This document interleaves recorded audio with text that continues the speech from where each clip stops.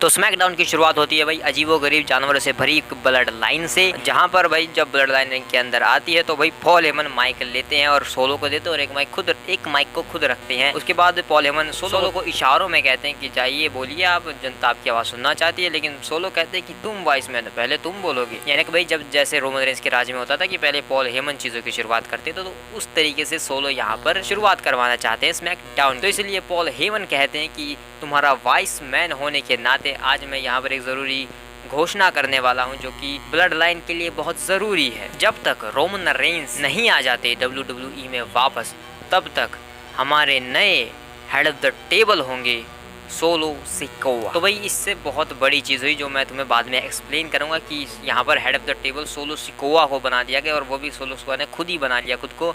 Well इसके बाद यहाँ पर वी वांट रोमन के चैंट्स लगते हैं। इसके बाद सोलो सिकोआ जो है पॉल हेमन को इशारों में कहते हैं कि आगे बोलो। तो पॉल हेमन यहाँ पर और बड़ी बड़ी घोषणाएं करते हैं। वो कहते हैं कि तामा तोंगा जो अब तक MFT था, अब वो ऑफिशियली ब्लड लाइन का नया राइट हैंड मैन होगा। यानी कि भाई जे उसो की जगह भी गई, रोमन रेंज की जगह भी गई। इसके बाद वो तामालोआ को भी यहाँ पर ऑफिशियली ब्लड लाइन का मेंबर बना देते हैं यहाँ पर, जिसके बाद सोलो सिकोआ उनके गले भी लगते हैं और इस तरीके से एक नई ब्लड लाइन बन चुकी है। और पॉल हेमन जो है वो कहते हैं अब आप सब जो है आसानी से सो सकते हैं, गुड नाइट। लेकिन सोलो सिकोआ रोकते हैं और कहते हैं कि रुको रुको, तुम अभी चीजें भूल रहे हो, तुम्हें कुछ कहना नहीं है। पिछले हफ्ते तुम्हें बचाया था इन दोनों ने, तो तुम्हें कुछ कहना चाहिए ना इन्हें, थैंक यू के जैसा कुछ। तो भाई वो दोनों भाई पॉल हेमन को ऐसे बीच में रगड़ने वाले होते हैं भाई एक दूसरे के। लेकिन पॉल हेमन डर डर के अटकते हुए कहते हैं कि आप दोनों ने मुझे बचाया वहाँ पर पिछले हफ्ते केविन ओवेंस से मुझे, इसलिए आप दोनों का बहुत बहुत शुक्रिया। लेकिन तामा तोंगा के थोड़े से गुस्से में हो जाते हैं। उसके बाद पॉल हेमन समझ जाते हैं हाँ ये क्या सुनना चाहता है, तो वो कहते हैं कि आपका बहुत बहुत शुक्रिया द राइट हैंड मैन तामा तोंगा। इसके बाद तामा तोंगा कहते हैं कि हमने तुम्हें बचाया क्योंकि ये ट्राइबल चीफ का ऑर्डर था। तो भाई ये ट्राइबल चीफ है कौन, पहले तो ये बताओ, क्योंकि फिलहाल तो लग रहा है कि सोलो ही है वो, लेकिन वो तो भाई चार्ज है ना, उसके पास तो चार्ज है। असली ट्राइबल चीफ कौन है? क्या पॉल हेमन को बचाने का आदेश रोमन रेंज ने दिया था? ऐसे बहुत सारे सवाल है भाई जिनके आगे जाकर हमें जवाब मिलेंगे। लेकिन इसके बाद पॉल हेमन जो है वो कहने लगते हैं कि ठीक है आप लोगों ने मुझे बचाया था, लेकिन इसके बाद क्योंकि मैं वाइस मैन हूँ तो मेरा ये बताने का फर्ज बनता है ब्लड लाइन को कि केविन ओवेंस यहाँ पर पागलों की तरह तुम लोगों को ढूंढ रहा है और ब्लड लाइन को धोने की तैयारी में है। और तभी सोलो कुछ कहने वाले होते हैं, लेकिन यहाँ पर केविन ओवेंस आ जाते हैं और वो सीधा ब्लड लाइन पर अटैक कर देते हैं। लेकिन ब्लड लाइन भारी पड़ती है तो स्ट्रीट प्रॉफिट भी आ जाते हैं और इनके बीच यहाँ पर एक ब्रॉल स्टार्ट हो जाता है जिसमें बाजी मार लेते हैं केविन ओवेंस और स्ट्रीट प्रॉफिट ब्लड लाइन को यहाँ से भगा देते हैं। लेकिन भाई जब केविन ओवेंस और स्ट्रीट प्रॉफिट ब्लड लाइन को धोने आए थे तो भाई पॉल हेमन पतली गली से निकल लिए थे। वैसे उनका वो हमेशा ही पतली गली से निकल लेते हैं, लेकिन रोमन इसको बचाने आ जाया करते थे।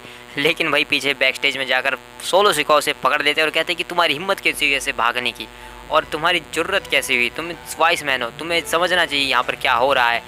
हमें 6 मैन टैग टीम मैच चाहिए आज रात। एज अ वाइस मैन तुम्हें ये ऑफिशियल करवाना होगा, जाओ अभी के अभी, वरना तुम्हारे ऊपर मैं तामा तोंगा और लोआ को छोड़ने वाला हूँ बुरी तरीके से। तो भाई यहाँ पर पॉल हेमन को सीधा धमकी दे देते हैं भाई सोलो सिकोआ।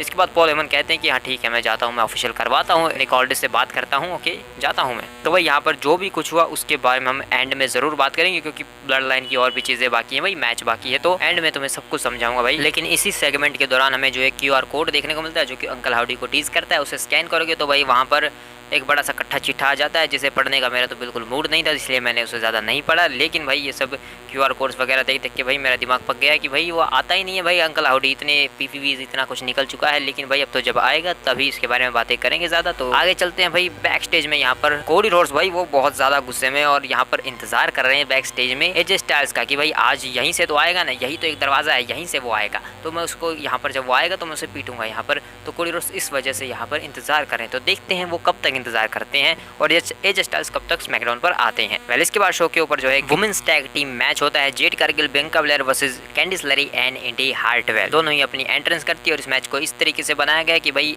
निक ऑल्डिस से बातें की थी। इंडी हार्टवेल और कैंडिस लेरे ने चैंपियनशिप मौका चाहते थे, लेकिन निक ने कहा कि भाई अगर तुम्हें चैंपियनशिप मौका चाहिए तो पहले जाकर उनसे कंप्लीट ही कर लो जाओ। तो इसलिए ये मैच हुआ। तो शो पर ये मैच स्टार्ट होता है, लेकिन ये मैच स्टार्ट होते ही यहाँ पर रिंग साइड पर आल्बा फे, एल्जा डॉन यानी कि अनहोली यूनियन और सीना बेसलर और जोई स्टार्क जो है दोनों टैग टीम्स यहाँ पर रिंग साइड पर इस मैच को देखने के लिए आ जाती हैं।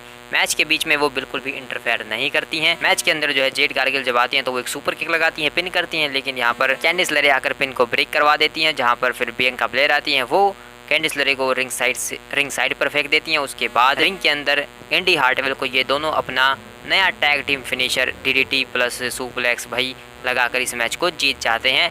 और जैसे ही वो जीत कर सेलिब्रेट कर रहे होते हैं तो ये दोनों टैग टीम्स यहाँ पर चैंपियंस के ऊपर अटैक कर देती हैं, जैसे कि इन्होंने मंडे नाइट रॉ पर किया था।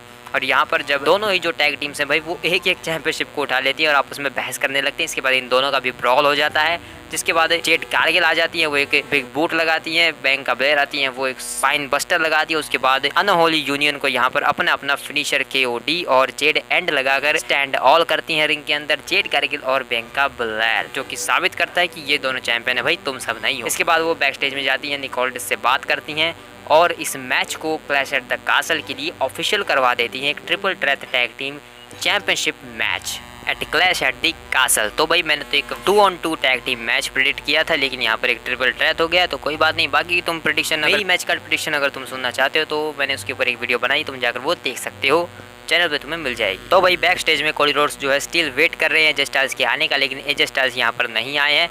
लेकिन निक ऑल्डिस आ जाते हैं और वो कहते हैं कि तुम जो यहाँ पर करना चाहते हो वो उसे करने की सोचना भी मत। ये देखो मैं समझता हूँ कि तुम यहाँ पर जो है एजे स्टाइल्स को पीटने के मारने के लिए आए हो, मैं यहाँ पर होता तो मैं भी वैसा करता, लेकिन ये सही जगह नहीं है लड़ने की, सही जगह कहीं और है, तुम्हें वहाँ जाकर लड़ना चाहिए। तो कोडी रोड्स कहते हैं बहुत गुस्से में भाई, और काफ़ी ज़्यादा मज़ा आया भाई कोडी रोड्स को इस रूप में देखकर भाई। वो कहते हैं कि देखो मेरे और एजे स्टाइल्स के बीच में तुम्हें आने की कोई ज़रूरत नहीं है, ये हमारा मैटर है, हम अपने आप सॉल्व कर लेंगे, तो तुम जाओ, मैं अपने आप संभाल लूँगा उसे।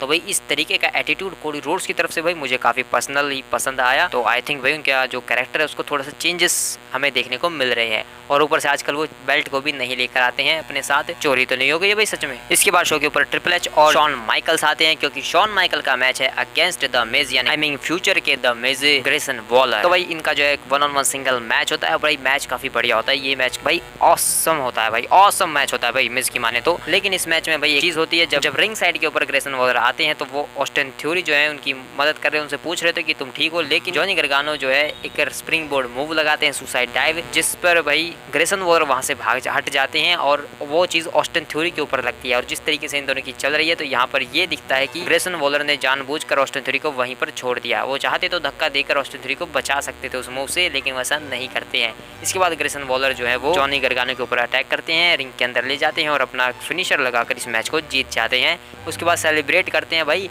पीछे मुड़कर ऑस्टिन थ्योरी से पूछते भी नहीं है कि वो तुम ठीक हो कि नहीं, यानी कि दोनों के बीच में भाई बिल्कुल भी चीजें सही नहीं चल रही हैं। ग्रेसन वॉलर अपनी मस्ती में मगन है और ऑस्टिन थ्योरी को चीजें पसंद नहीं आ रही हैं। ऑस्टिन थ्योरी भाई एक अच्छे कैरेक्टर की तरह जो है अपने आप को एक अच्छे तरीके से पोर्ट्रे करना चाहते हैं, यानी कि भाई ऑस्टिन थ्योरी का बेबी फेस जो टर्न है वो बहुत जल्द हमें देखने को मिलने वाला है, जिसके लिए मैं पर्सनली काफी एक्साइटेड हूँ भाई। तो भाई जो कोडी रोड्स हैं वो बैक स्टेज में स्टिल वेट कर रहे हैं एजे स्टाइल्स का, लेकिन यहाँ पर निक ऑल्डिस काफी सारे सिक्योरिटी गार्ड्स को लेकर आ जाते हैं और कहते हैं कि देखो एजे स्टाइल्स आने वाला है, तो और मैं कोई भसड़बाजी नहीं चाहता हूँ यहाँ पर, तो इसलिए मैंने सिक्योरिटी गार्ड्स को यहाँ पर लेकर आया हूँ। लेकिन तभी भाई द OC यानी कि ओरिजिनल क्लब जो है एजे स्टाइल्स और गुड ब्रदर्स जो है अपनी कार में भाई गुंडों की तरह आ जाते हैं शो के ऊपर और कोडी रोड्स को चिढ़ाने लगते हैं कि आओ आओ हिम्मत है तो अटैक करो। लेकिन भाई कोडी रोड्स देखते हैं कि यहाँ पर 20 सिक्योरिटी गार्ड्स हैं, 3 बंदे वो भी हैं, अगर इनसे फाइट की तो अभी मेरी पिटाई हो जाएगी, तो वो चल देते हैं रिंग की तरफ भाई, क्योंकि वहाँ पर लोग हैं भाई उसकी मदद करने के लिए, पूरा अरीना भाई अलग एनर्जी देता है भाई।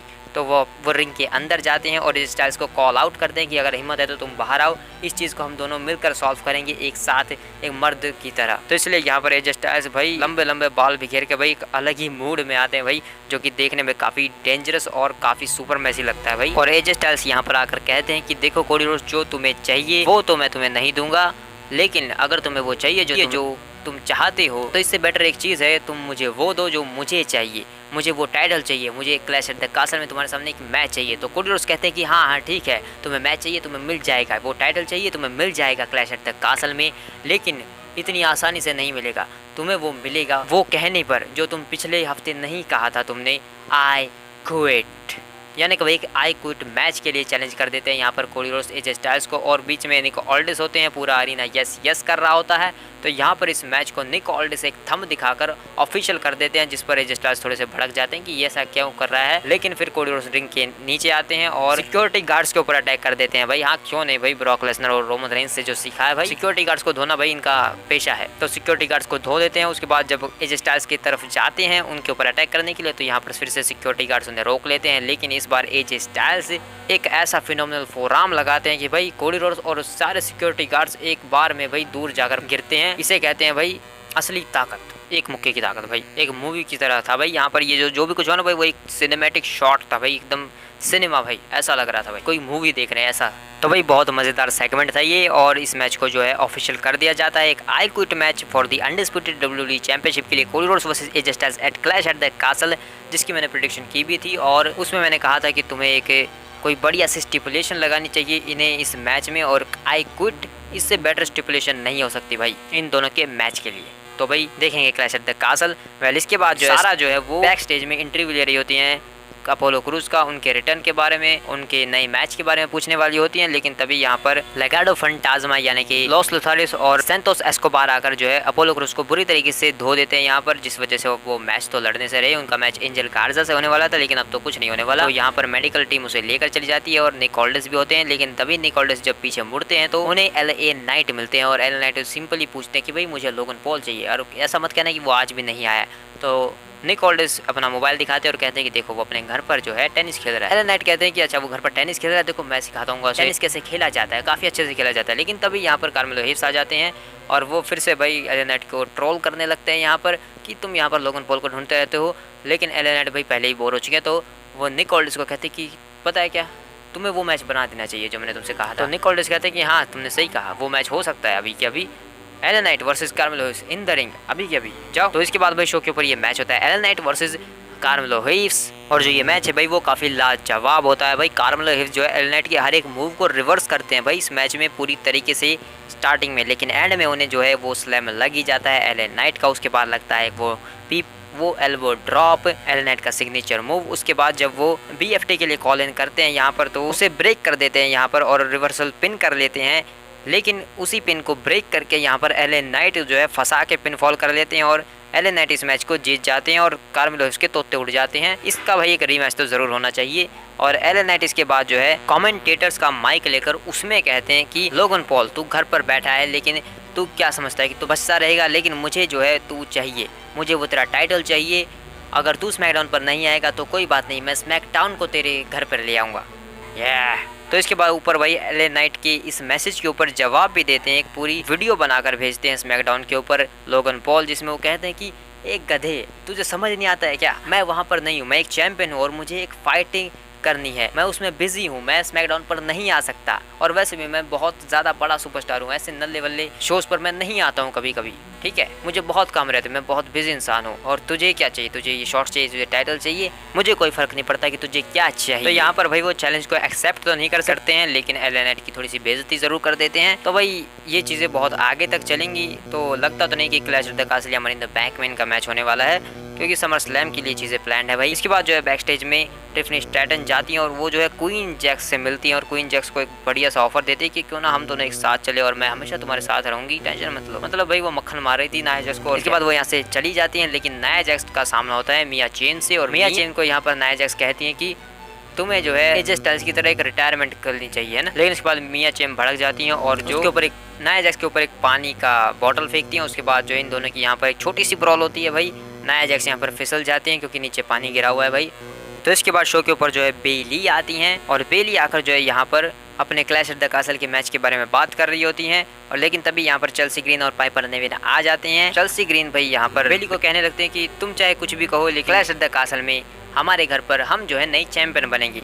और बेली कहते हैं कि हाँ तुमने सही कहा, पाइपर नेविन एक काफ़ी ज़्यादा बढ़िया है और मैं उसकी काफ़ी इज्जत करती हूँ। जो भी तुम्हारी कहानी रही है, जिस तरीके से तुम यहाँ पर आई हो, और हमारा जो मैच है वो काफ़ी बढ़िया होगा, बस ये नौटंकीबाज उसमें ना आए। तो इसके बाद पाइपर नेविन भी कहती हैं कि देखो तुम मेरी इज्जत करती हो, अच्छी बात है, लेकिन शायद तुमने मेरी स्टोरी को अच्छे तरीके से नहीं जाना है। मैं स्कॉटलैंड से ही हूँ, मैं वहाँ पर लड़ने वाली हूँ और मेरे पास पूरा मौका कि मैं चैंपियन बनूंगी। तो भाई पाइपर नेविन भी स्कॉटलैंड यानी कि इंग्लैंड से है भाई। तो इनके मैच को हाइप करने के लिए भाई ये एक सिंपल सा छोटा सा एक प्रोमो वॉर होती है इन दोनों के बीच। इसके बाद स्टेज में जब पाइपर निविन और चेल्सी ग्रीन जा रहे होते हैं तो वहाँ पर उन्हें निक ऑल्डिस मिलते हैं, उससे थोड़ा नमस्कार करने वाले होते हैं, लेकिन नायोमी आ जाती है और नायोमी जो है चेल्सी ग्रीन को कहने लगते हैं कि तुम जो है बार बार मेरा नाम लेना बंद किया करो, क्योंकि अभी जब वो बेली के सामने बात कर रहे थे तो वहाँ पर इन्होंने नायोमी का नाम भी ड्रॉप किया था कि वो तुम्हारी दोस्त है और मेरे पास भी दोस्त है, ऐसा कुछ कह के निक ऑल्डिस यहाँ पर कह देते हैं कि अगर तुम दोनों आपस में इतना लड़ी रही हो तो क्यों ना तुम अगले हफ्ते एक मैच में ही लड़ लो, लेकिन वो मैच तभी होगा अगर तुम यहाँ पर अभी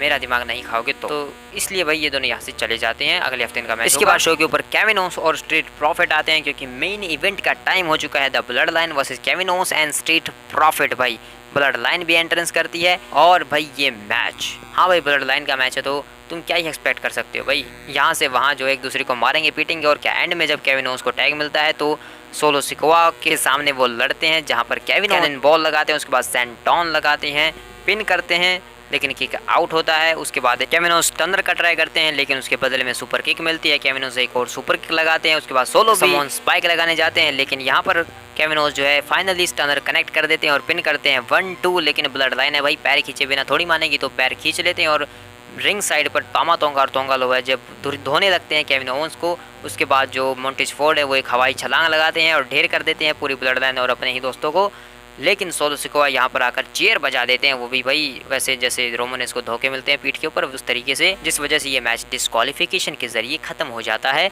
रिंग के अंदर जाकर जब सोलो सिकोआ के ऊपर केविन ओवंस अटैक करते हैं तो यहाँ पर ब्लड लाइन आ जाती है, यानी कि तोमा तोंगा और सोलो तामालोआ आ जाते हैं, वो अटैक करने लगते हैं और यहाँ पर ब्लड लाइन भारी पड़ती है। लेकिन हमें यहाँ पर जब समोन स्पाइक के लिए जा रहे होते हैं सोलो सिकोआ तो वो सोचते हैं कि नहीं समोन स्पाइक नहीं मारूंगा, मैं कुछ और मारता हूँ, यहाँ पर स्पीयर लगा देते हैं भाई सोलो सिकोआ। भाई मैं अपने सपने में सोचता था कि भाई काश सोलो सिकोआ स्पीयर का यूज़ करता तो भाई कितना मज़ा आता, तो और उन्होंने यहाँ पर लगाई और कितना मज़ा आया भाई। तो भाई ये तो उन्होंने इसलिए किया क्योंकि पूरे WWE यूनिवर्स को जो है रोमन रेंज चाहिए, वी वांट रोमन, तो सोलो कहता है कि रोमन तो आने से रहा, मैं ही रोमन बन जाता हूँ, तो वो स्पीयर लगा देते हैं और भाई फुल रोमन रेंज वाली एक्टिंग करते हैं भाई यहाँ पर। लेकिन सोलो सिकोआ भाई यहीं पर नहीं रुकते हैं, वो बहुत बड़ी इससे भी एक बड़ी चीज़ करते हैं भाई, वो अपनी ब्लड लाइन के भाइयों के साथ मिलकर अनाउंसर्स टेबल को नहीं सजाते हैं, वो सीधा उसी के ऊपर एक शील्ड बॉम्ब लगाते हैं भाई वहाँ भाई द शील्ड वाला पावर बॉम्ब, शील्ड वाला triple threat power bomb Kevin Owens के ऊपर, और इसके बाद अपना फाइनली ब्लड लाइन जैसे डिस्ट्रॉय कर देती है, अपना फाइनल जेस्चर करते हैं और शो यहीं पर ख़त्म हो जाता है। अगले हफ्ते के लिए मिया चेन वर्सेस नाया जैक्स के मैच को ऑफिशियल कर दिया जाता है और ग्रेसन वॉलर इफेक्ट शो के ऊपर DIY जो स्पेशल गेस्ट होने वाले हैं। तो अब बात करते हैं भाई एक्चुअल में ब्लड लाइन के साथ चल क्या रहा है, आज का हुआ क्या एक्चुअल में। तो भाई स्टार्टिंग में जो है सोलो सिकोआ अपने आप को हेड ऑफ द टेबल साबित कर देते हैं, हेड ऑफ द टेबल अपने आप को घोषित कर देते हैं, जिस वजह से भाई एक बहुत बड़ी चीज़ हुई है। सोलो सिकोआ ने यहाँ पर रोमन रेंज को नहीं बल्कि द रॉक को छेड़ दिया भाई। मैंने तुम्हें बताया था कि रॉक और रोमन की लड़ाई जो है वो हेड ऑफ द टेबल के लिए है, और लेकिन उसके अंदर सोलो सिकोआ इन्वॉल्व हो चुके हैं। सोलो सिकोआ सिर्फ पहले ट्राइबल चीफ के लिए लड़ रहे थे, उन्हें ट्राइबल चीफ की गद्दी चाहिए थी, लेकिन अब वो खुद को हेड ऑफ द टेबल बता रहे हैं, जो कि भाई फाइनल बॉस द रॉक को बिल्कुल पसंद नहीं आने वाली, जिस वजह से हमें शायद कन्फ्यूज़न में डाला जा रहा है कि क्या ये द रॉक ही करवा रहे हैं एक्चुअल में, क्योंकि भाई अगर द रॉक करवा रहे होते तो solo Sikoa head of the table क्यों बनता है। द रॉक खुद को हेड ऑफ द टेबल मानते हैं, वो हेड ऑफ द टेबल है असली एक्चुअल में, और रोमन रेंज का मैच उनके साथ हेड ऑफ द टेबल के लिए होना है। तो भाई ये कुछ अलग ही चीज़ें चल रही हैं ब्लड लाइन में। और उसके बाद भाई ये राइट हैंड मैन बना दिया गया तामा तोंगा को भाई, तो वो भाई जे ऊसो को साथ जो है नाइंसाफ़ी हुई, क्योंकि Jey Uso right hand man है, तो जे ऊसो वर्सेस टामा टोंगा के मैच को भी शायद आगे से टीज़ किया जा रहा है इस तरीके से। बहुत जल्द जे ऊसो ब्लड लाइन के साथ वॉर में आने वाले हैं, उस चीज़ को यहाँ से टीज़ किया जाता है। और एंड में जो हमें यहाँ पर भाई जो स्पेयर देखने को मिलती है सोलो सिकोआ की तरफ से, वो सिर्फ इसीलिए क्योंकि वो रोमन रेंज जैसा ही बनना चाहते हैं, वो रोमन रेंज को अपना गुरु मानते हैं, रोमन रेंज से ऊपर आना चाहते हैं और रोमन रेंज को जो है अपने आप को रोमन रेंज की नज़रों में और बड़ा बनाना चाहते हैं। अभी तो ऐसा ही दिखा रहे हैं, तो इस वजह से वो जो है रोमन रेंज की चीज़ों को यूज़ कर रहे हैं, रोमन रेंज को गर्व महसूस करवाना चाहते हैं। और उसके बाद जो ये द शील्ड बॉम्ब देखने को मिलता है, तो भाई ये दो चीज़ें हुई भाई इससे। पहली चीज़ तो भाई द शील्ड को एक ट्रिब्यूट मिल गया, क्योंकि उन्हें जो है 10 साल हो चुके हैं जो उनकी शील्ड ब्रेक हुई थी। अभी कुछ दिन पहले ही जो है उन्हें उस चीज़ को 10 साल हुए हैं भाई, जो सेथ रॉलिंस ने बिट्रेल किया था रोमन रेंज को और शील्ड को तोड़ दिया था, तो उस चीज़ को यहाँ पर ट्रिब्यूट के तरीके से किया गया है भाई ये चीज़। लेकिन इससे एक और चीज़ हुई कि भाई शील्ड को बहुत ज़्यादा प्यार करते हैं लोग, और कोई अगर उनकी चीज़ों को यूज़ करता है तो उसे ऑब्वियसली बू मिलेगी, तो सोलो सिकोआ यहाँ पर एक बू भी ले लेते हैं अपनी तरफ और ज़्यादा नेगेटिविटी दिखाते हैं यहाँ पर। तो ये सारी चीज़ें हैं भाई, काफ़ी कुछ होने वाला है आगे चलकर ब्लड लाइन में। द रॉक भाई वो खुद हेड ऑफ द टेबल है, तो ये चीज़ भाई थोड़ी सी अलग हो चुकी है कि सोलो सिकोआ भी हेड ऑफ द टेबल मान रहे हैं भाई खुद को। तो अब तो भाई द रॉक जो है आकर सोलो की ही बैंड बजाएगा लगता है पहले। तो ऐसे में भाई रोमन रेंज जब आएंगे तो उनका साथ जब हम सोच रहे थे कि भाई सीधा रोमन वर्सेस रॉक होगा, तो नहीं भाई, हमें फिर से उनकी दोस्ती देखने को मिलेगी कि वो जो है द रॉक जो है वो रोमन रेंज का साथ देगा उसकी ट्राइबल चीफ की गद्दी को वापस लेने में सोलो सिकोआ से। अगर सोलो सिकोआ एक्चुअल में सब कुछ कंट्रोल कर रहा है और रोमन रेंज के आने पर भी वो रोमन रेंज के ऊपर टर्न कर देता है, तो वहाँ पर रॉक जो है वो रोमन का साथ देंगे इस चीज़ से, क्योंकि अब जो है सोलो सिकोआ खुद को हेड ऑफ द टेबल मान रहा है। इस वजह से भाई काफ़ी कुछ है भाई। तो भाई अब तो जब देख ही रहे हैं तो काफ़ी ज़्यादा मज़ा आने वाला है आगे फ्यूचर में। तो देखेंगे भाई वो सब अपने साथ सब साथ मिलकर देखेंगे उस चीज़ों को। तो मिलते हैं किसी और वीडियो में, तब तक के लिए बाय बाय।